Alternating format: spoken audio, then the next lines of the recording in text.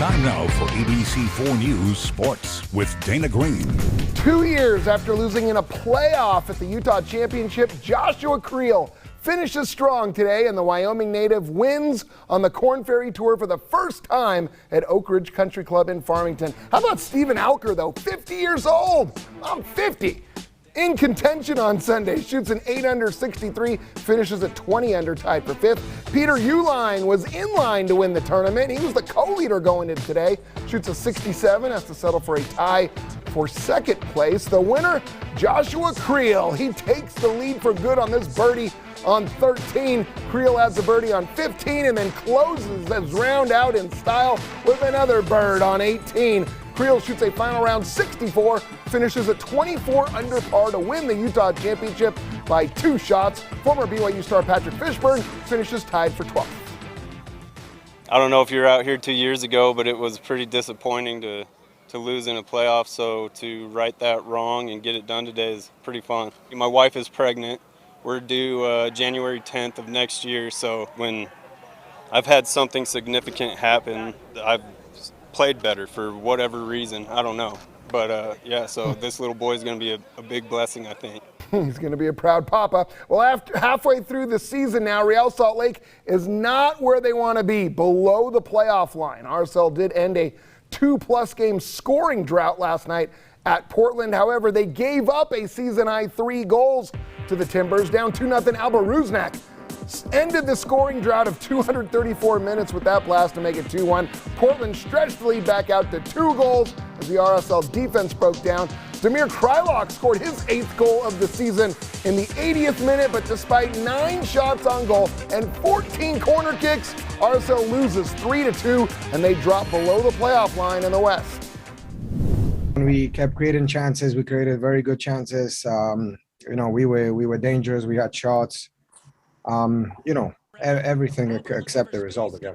The commitment from the group was, I wish they deserved more. They deserved more from that game. They gave everything they had and created 20 some shots, 12 or 13 on target or whatever it is, and 8 from the box. Like sometimes the game's a cruel game, and it was today. And we're gonna have to give even more that we gave in LA and that we gave tonight.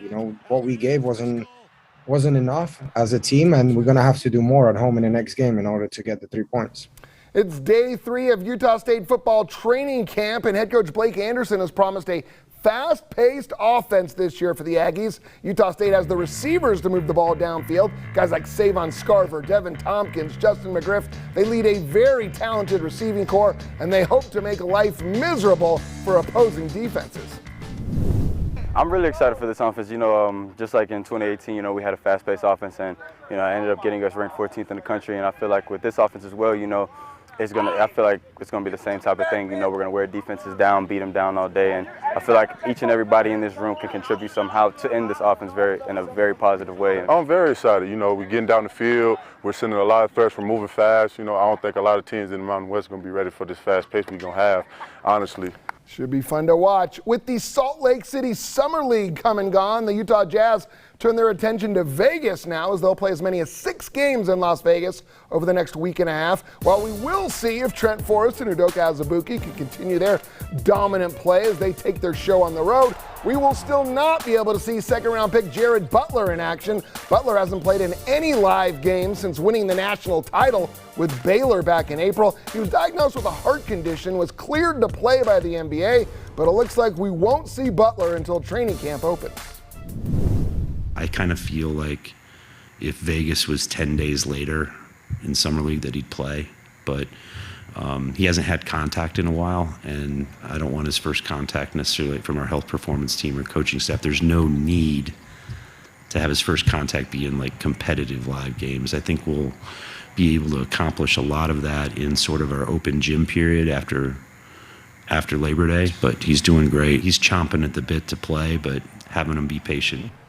Jazz are going to take on Phoenix tomorrow night in Vegas. They'll also play Dallas, Miami, and the Clippers this week. It is so fun to watch these young guns play in Summer League, isn't it? It is. Speaking of the young guns, Zach Wilson for the Jets now, BYU star, playing in sort of that inner team but live game, and Right. I'm sort of curious how he's going to perform this year. Yeah, it's going to be interesting. His first preseason game is coming up this weekend. NFL's it's going to be a quick education for him. NFL's not far away. It's right around Very the corner. exciting. All right, thanks, Dana. We'll be right back after the break.